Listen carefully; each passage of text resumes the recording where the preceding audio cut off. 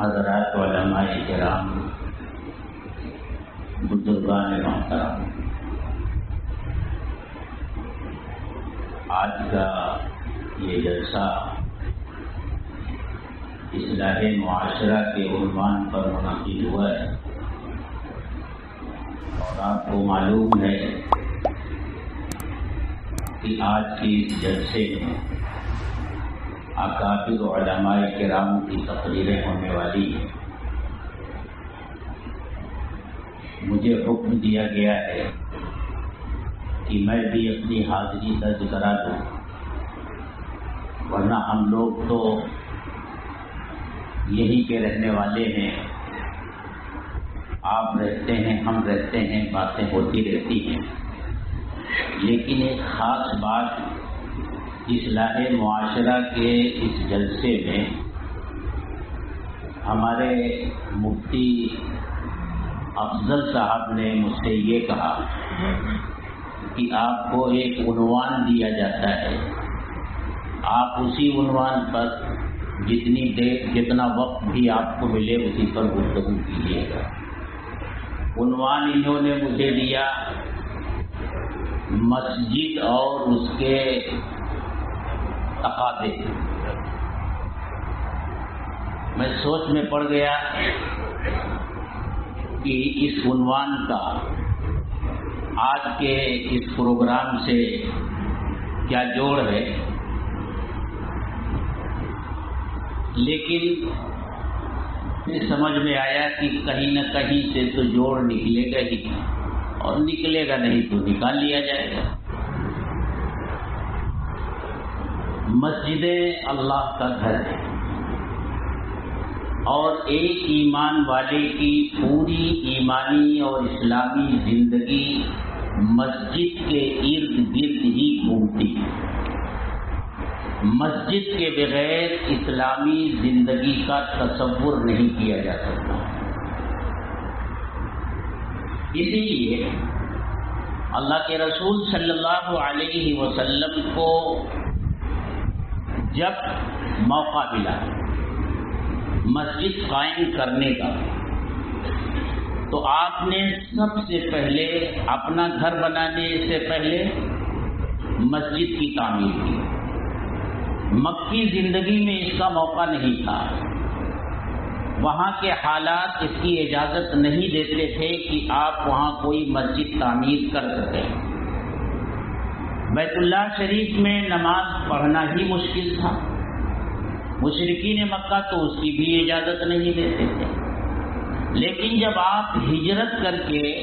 مدینہ تشریف لائے اور مدینے سے چند میل کے فاصلے پر قبا نامی بستی میں آپ کا چند روزہ قیام ہوا، 4 روز ہوا کہ 14 روز ہوا کہ 24 روز ہوا، اختلاف ہے، لیکن اس 4 روز کی مدت میں یا 14 دن کی مدت میں یا 24 دن کی مدت میں آپ نے مسجد قباء کی تعمیر فرمائی۔ پھر جب وہاں سے آپ مدینہ تشریف لے گئے، مدینہ کے لوگ آپ کی آمد کے منتظر تھے، آنکھیں بچھائے ہوئے تھے، لیکن آپ کی ناقہ چلتی گئی اور جس جگہ جا کر بیٹھی آپ نے اسی جگہ کو مسجد کی تعمیر کے لیے منتخب فرمایا، اور پھر وہ زمین خرید کر آپ نے مسجد تعمیر کی، اور مسجد کی تعمیر مکمل ہونے کے بعد پھر آپ نے اسی مسجد کے آس پاس اپنی ازواج مطہرات کے لیے حجرات تعمیر فرمائے۔ آپ نے اپنے اس عمل سے امت کو کیا سبق دیا؟ یہ سبق دیا کہ جب سے یہ دنیا انسانوں سے آباد ہوئی ہے، نقل آبادی ہوتا رہا ہے، مختلف وجوہات سے لوگ ادھر سے ادھر منتقل ہوتے رہے اور اپنی آبادیاں بساتے رہے ہیں، اور یہ سلسلہ ختم نہیں ہوگا، آئندہ بھی یہ سلسلہ چلتا رہے گا۔ مسلمانوں کو بھی ایک جگہ سے دوسری جگہ منتقل ہونا پڑے گا، اپنی بستیاں اور اپنے مکانات تعمیر کرنے ہوں گے، لیکن مسلمانوں کی شان یہ ہونی چاہیے کہ وہ دنیا میں جہاں بھی جائیں، جہاں بھی اپنی بستی بسائیں،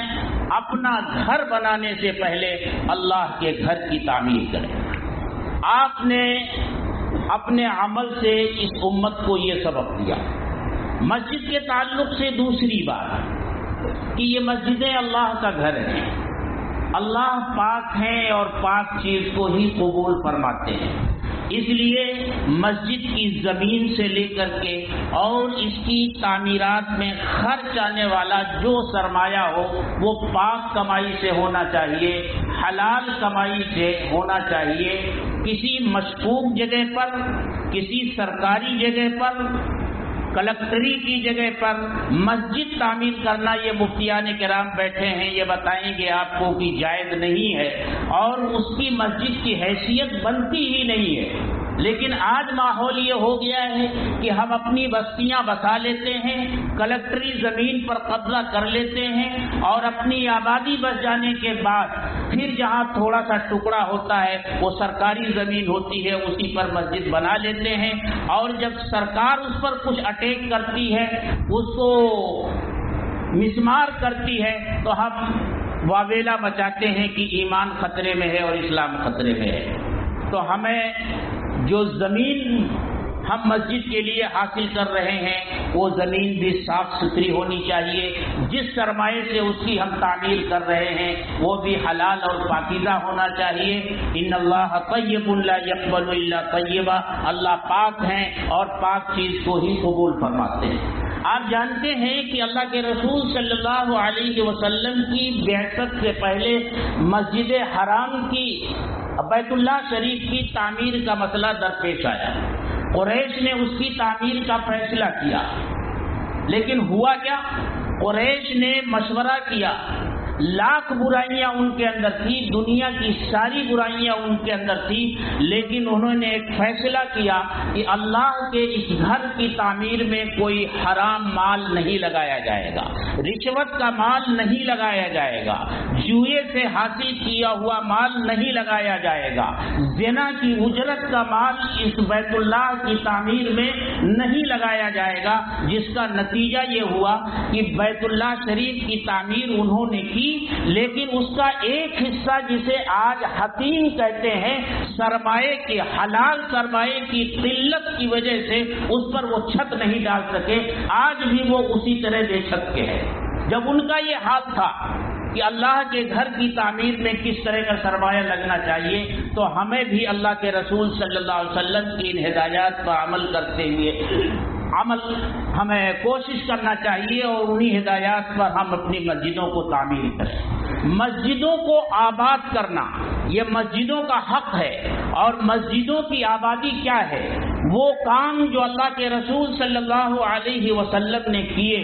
جس کے لیے آپ کی بعثت اس دنیا میں ہوئی، وہ تلاوت آیات، تعلیم کتاب و حکمت اور تزکیہ کا کام جسے اللہ کے رسول صلی اللہ علیہ وسلم نے مسجد میں کیا، یہ مسجد کے تقاضے ہیں۔ مسجدوں کو آباد ہونا چاہیے، مسجدیں فرائض پڑھنے کے لیے بنائی گئی ہیں، ہم اپنے گھروں میں فرض نماز پڑھنے کے بجائے مسجد میں آ کر نماز پڑھیں،